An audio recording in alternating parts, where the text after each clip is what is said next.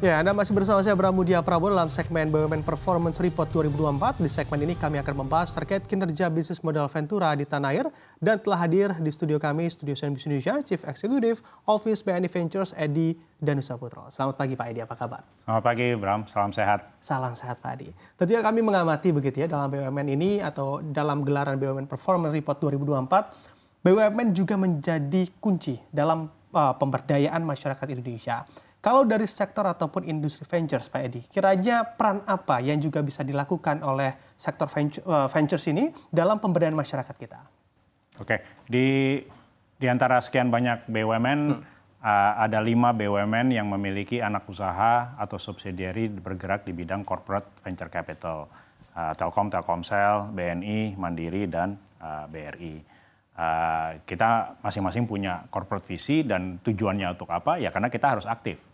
Kita harus invest ke startups karena kita ikut menggerakkan roda ekonomi di mana startups tersebut memiliki inovasi yang bisa dikembangkan, juga menciptakan lapangan kerja, bayar pajak, dan seterusnya. Jadi multiplier effect-nya para startups ini sangat positif.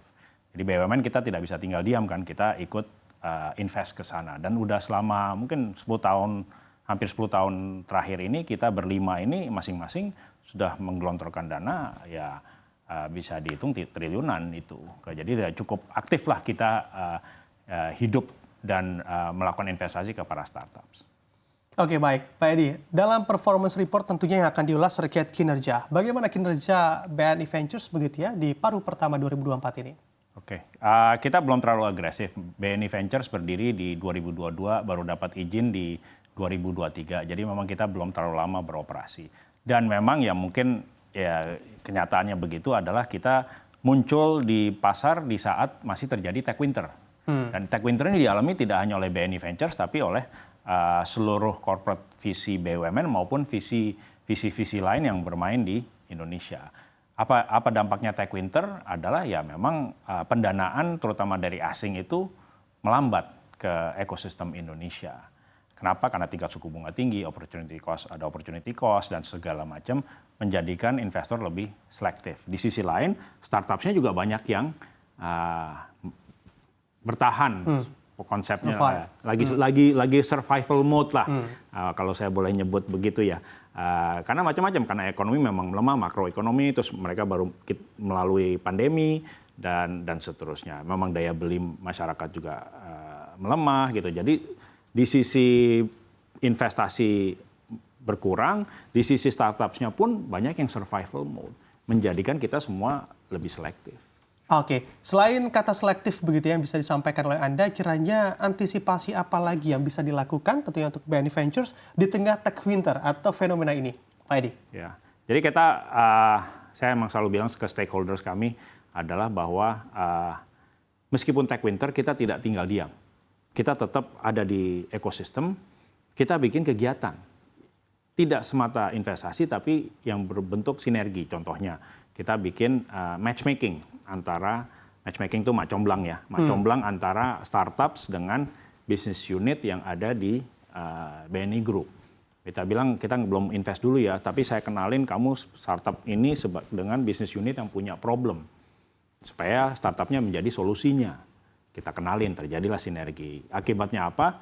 Startup di BNI-nya dapat solusi, di startupnya dapat traction, dapat revenue. Karena kan dia dapat bisnis dari BNI Group gitu. Jadi saya selalu bilang ke startups, kalian ngelihat kami hanya sebagai dompet gitu untuk invest ke kalian. Enggak, sebenarnya yang kita bisa bantu itu tidak hanya investasi, bisa juga kita bantu dalam bentuk membukakan pasar, dikenalin ke klien yang kalian akhirnya bisa mendapatkan revenue. Dan mungkin itu secara long term mendapatkan revenue atau bisnis itu lebih sustainable daripada investasi yang mungkin 1 tahun atau 18 bulan habis juga gitu kan.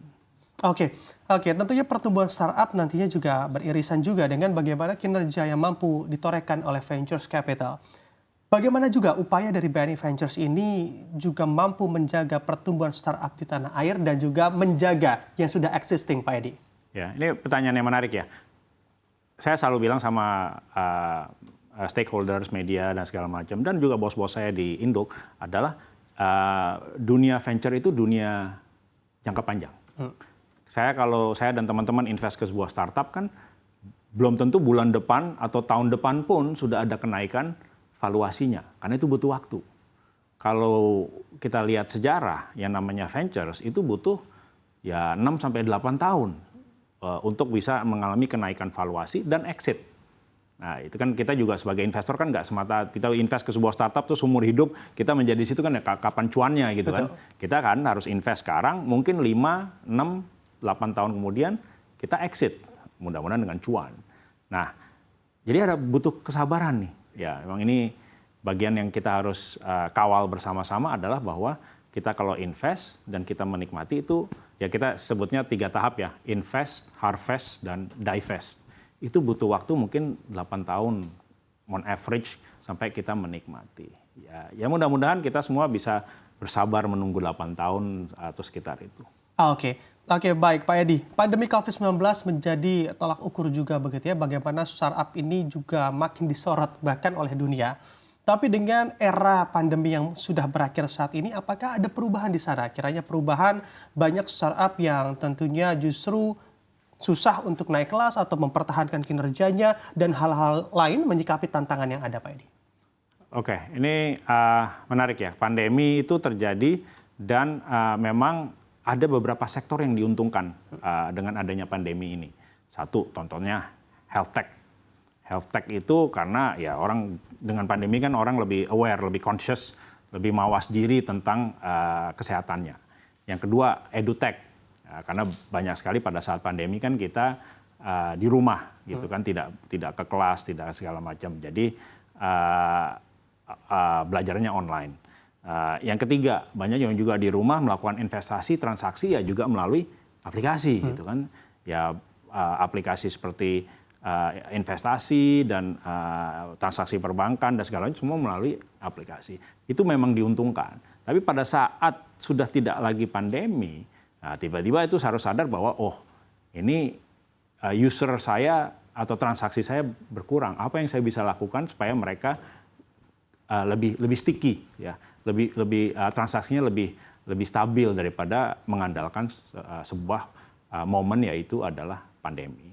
Nah, itu larinya kepada yang kita sebut kita bahas beberapa kali adalah yang namanya bakar uang. Yeah. Seringkali kan itu yang dikritik kepada para startup adalah mereka melakukan bakar uang. Yeah. Bakar uang itu adalah promo, diskon, apapun itu supaya transaksinya tetap tinggi. Tapi bakar uang itu biasanya menggerus profitability atau malah tidak ada profit sama sekali. Yang penting ada transaksi dulu. Gitu. Nah buat kami, para venture capital, bukannya saya curcol ya, para venture capital, kita paham bahwa startup memang harus bakar uang di awal. Tapi kan yang bakar itu uang siapa? Ini bakar itu uang kita, para venture capital. Itu kan uang kita yang masuk ke startup, oleh startup digunakan untuk bakar uang untuk mendapatkan transaksi. Gitu. Saya dan kawan-kawan kita oke. Kalian mau bakar uang, oke. Kalau di awal perjalanan kalian sebagai startup.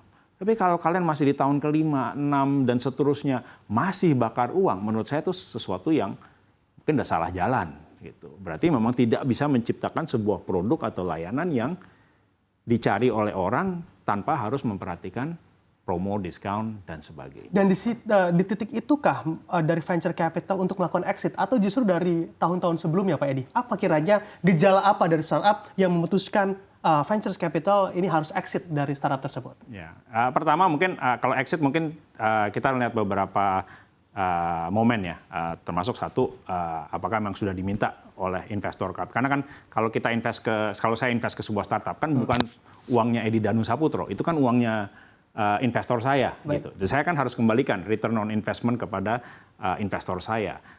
Mudah-mudahan mereka nggak minta buru-buru, masih dikasih waktu 5, 6, 8 tahun berapapun itu. Tapi kalau mereka udah minta tahun keberapapun ya saya harus siap untuk exit dan kembalikan kepada investor saya.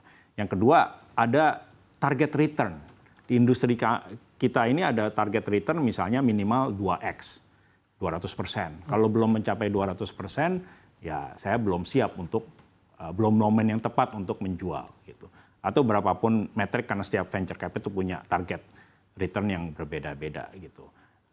dan seterusnya. Ya, momen seperti makroekonomi dan seterusnya. Dan mekanisme exit.